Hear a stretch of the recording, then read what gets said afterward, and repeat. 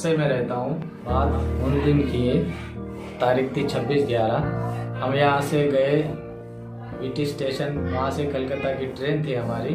मेरी वाइफ, मेरे 2 छोटे बच्चे साथ में थे और हम लोग वहाँ मेरे बच्चों को मैं खाना खिला रहा था। अचानक से धमाका हुआ, लोगों में अफरा तफरी मच गई, लोग भागने लगे और मैं देखता हूँ तो पीछे मुड़ के मेरी वाइफ को सर पे गोली लग गई। मेरी वाइफ को गोली लगी थी सर पे, तो वो नीचे गिर गई थी। मैं देखता हूँ तो मेरे बच्चे भी वहाँ रो रहे थे मेरी वाइफ के पास। मैं अचानक देखा तो मुझे भी शोल्डर पे मेरे गोली लग गई और मैंने सोचा कि मेरे बच्चे को बचाऊं या फिर मैं खुद बचूं या मेरी वाइफ को बचाऊं। उस समय मुझे कुछ समझ में नहीं आ रहा था। मेरे बच्चे छोटे दोनों रो रहे थे मेरी वाइफ के पास। मैंने दोनों को एक हाथ से उठाया और मैं स्टेशन के बाहर निकला। बीच में बहुत लाशें पड़ी थी, मेरे पैर से ब्लड पूरा जा रहा था, शोल्डर से जा रहा था। उस समय मैंने दोनों बच्चों को एक हाथ से उठाया और स्टेशन के बाहर निकलने की कोशिश की। उस दौरान एक गोली मेरे पेट पे छू के निकल गई। मैंने पीछे मुड़ के देखा नहीं। मैं मेरे बच्चों को लेके स्टेशन से बाहर निकलने की कोशिश कर रहा हूँ। नीचे देखता हूँ तो पूरी लाशें पड़ी है, ब्लड पड़ा है और फिर भी मैं लाशों के ऊपर से निकल के बाहर निकलने की कोशिश की।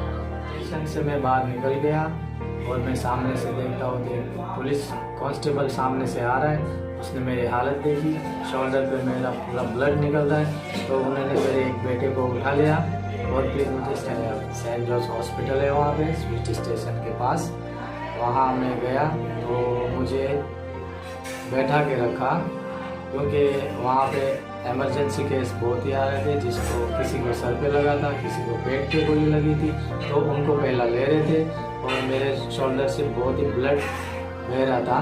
तो एक सिस्टर ने आके मेरा शर्ट फाड़ के और मुझे शोल्डर पे बांध दिया। फिर कांस्टेबल ने मेरा घर का नंबर मांगा और मेरे घर पे फ़ोन किया। मेरे पिताजी और मम्मी आए सेंट जॉर्ज हॉस्पिटल, रात को 1:30 बजे आए।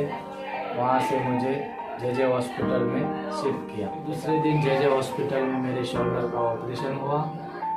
ऑपरेशन के बाद डॉक्टर ने दूसरे दिन बोला आपका हाथ कुछ काम नहीं करेगा। फिर मुझे 1 महीना 10 दिन वहाँ रखा गया। वहाँ से फिर मुझे डिस्चार्ज किया।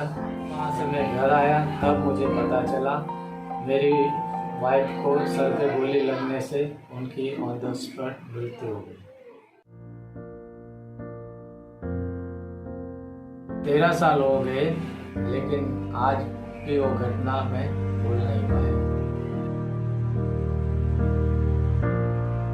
घटना मेरे साथ घटी है, मैं ऐसा सोचता हूँ ऐसी घटना और किसी के साथ ना घटे।